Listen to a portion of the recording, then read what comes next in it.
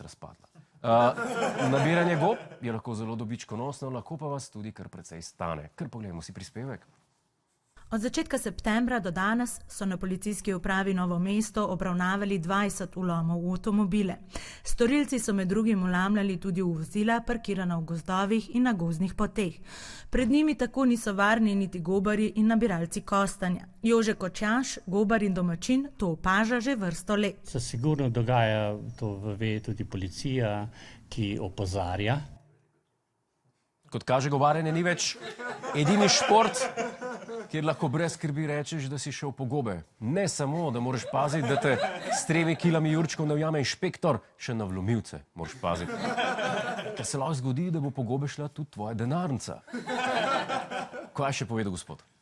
Recimo, to je lokacija Padež, kjer je krožni promet in oni gredo recimo z ene lokacije, ki je krožna in pregleduje avtomobile. Potem recimo en gre naprej, tu pregleda in potem obvešča drugi so pa tisti zadaj, ki pa potem to kaznivo dejanje storijo.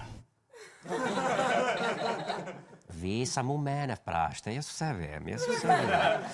Ok, se pravi, gre za krožen promet, nekdo gre naprej, da preveri kraj zločina in na to pride šele tisti, ki bo v avtu tudi vlomil. Se pravi, tisti zadaj kradejo. Kdo? Strici z ozadja. Zanimivo, kako ta gospod točen pozna sistem vlamljanja. Zdaj,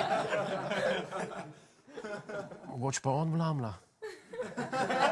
Gobarska društva nas imajo očitno dost, ne? Medtem, ko mi nabiramo gobe, oni vlamljajo. Imajo pa jajca. No, 2 prašnici pa enega jurčka.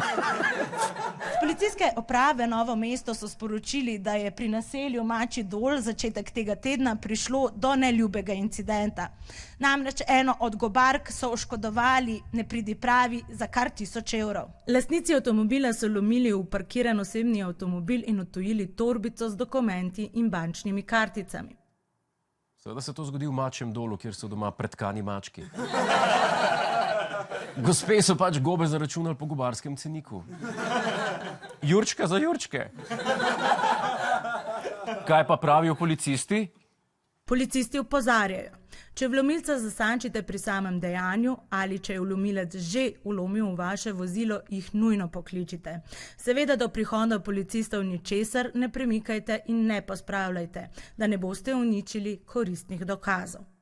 Ok, se pravi, če ga zasačite, morate takoj poklicati policijo, zato da oni takoj pridejo na kraj zločina. Mislim, takoj ko lahko, se pravi, čez 2 uri pa pol. Medtem pa, ko z vlomilcem v miru čakate na policaje, pa kakšno rečete, spite kakšen kafe. Pa tudi slučajno ne smete v avto karkoli premikati ali pa pospravljati, ok? Probi to reči moji mami, ona v razmetanem avtu ne bo čakala.